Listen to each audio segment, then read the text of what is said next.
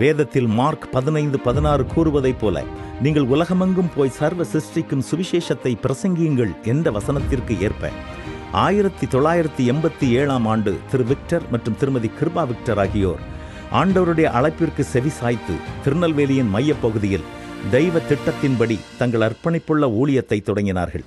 அசைக்க முடியாத நம்பிக்கையுடன் அவர்கள் கிராமங்கள் தோறும் பயணம் செய்து கிறிஸ்துவை குறித்த நம்பிக்கையையும் அன்பையும் பறைசாற்றினார்கள்.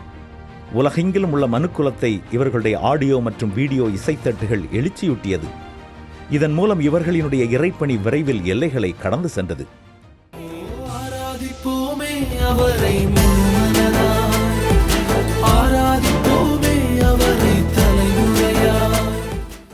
அற்பமான ஆரம்பமாக இருந்தாலும் இவர்களுடைய ஊழியத்தை உலகளாவிய உயரம் வரை உயர்த்தினார் ஆண்டவர்.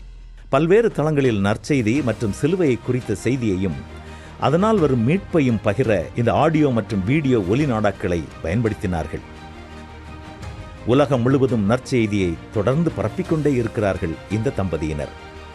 யாக்கோபு 1:28 சொல்லப்பட்டது போல, திக்கற்ற பிள்ளைகளும் விதவைகளும் படுகிற உபத்திரவத்திலே அவர்களை விசாரிக்கிறதும் உலகத்தால் கரைபடாதபடிக்கு தன்னை காத்து கொள்கிறதுமே பிதாவாகிய தேவனுக்கு முன்பாக மாசில்லாத சுத்தமான பக்தியாயிருக்கிறது என்ற வசனத்திற்கு ஏற்ப 1986 ஆண்டு முதல் திரு விக்டர் மற்றும் திருமதி கிருபா விக்டர் ஆகியோர் கிருபா தொண்டு அறக்கட்டளைக்கு வழிகாட்டும் முக்கியஸ்தர்களாக உள்ளனர். இது பெற்றோர் இல்லாத பெண் குழந்தைகளுக்கு நம்பிக்கையூட்டும் கலங்கரை விளக்காக இந்த அறக்கட்டளை செயல்பட்டு வருகிறது. உணவு, உடை, தங்குமிடம் மற்றும் சிறந்த கல்வியை வழங்கி அதன் மூலமாக எண்ணற்ற பெண்களினுடைய வாழ்க்கையை இவர்கள் மாற்றியுள்ளார்கள்.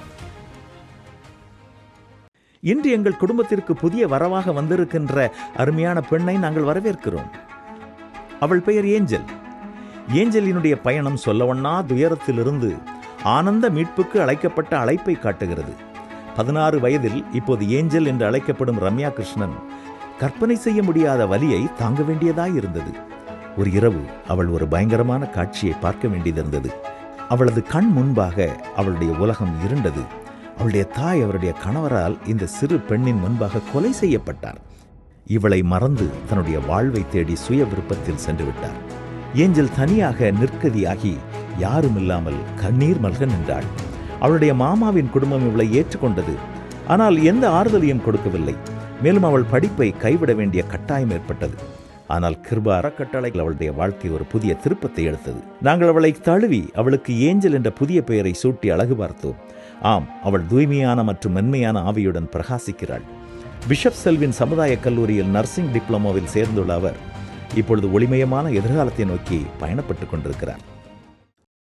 ஒரு இரவில் இருட்டான உலகில் தன்னுடைய பெற்றோரால் கைவிடப்பட்ட 9 வயதுடைய அழகிய டிஜிஷியாவை சொல்லாமல் எப்படி இருப்பது?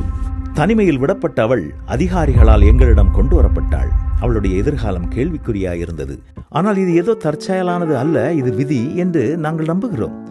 மேலும் டிஜிஷியாவை 2 கரங்களுடன் வரவேற்பதில் நாங்கள் உண்மையிலேயே ஆசீர்வதிக்கப்பட்டதாக உணர்கிறோம். கடவுளினுடைய வழிகள் உண்மையிலேயே அற்புதமானவை.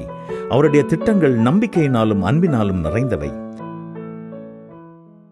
கிருபா அறக்கட்டளையில் நாங்கள் அனாதை குழந்தைகளை பராமரிப்பதோடு நின்றுவிடாமல் அவர்களுக்கு அன்பையும் எதிர்கால வாழ்க்கையையும் உருவாக்க நாங்கள் உதவி கொண்டிருக்கிறோம்.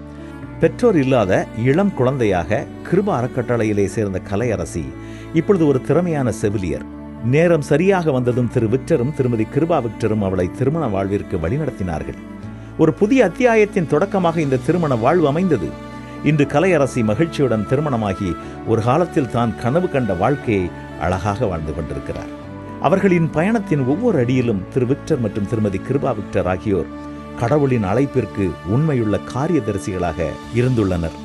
அவர்களின் சிறந்த இந்த ஊழியத்தினால் உலகமெங்கிலும் கிருபா அறக்கட்டளை மூலமாக அவர்கள் தொடர்ந்து அன்பு மற்றும் கருணையுடன் அநேகருடைய வாழ்க்கையை மாற்றிக்கொண்டிருக்கிறார்கள்.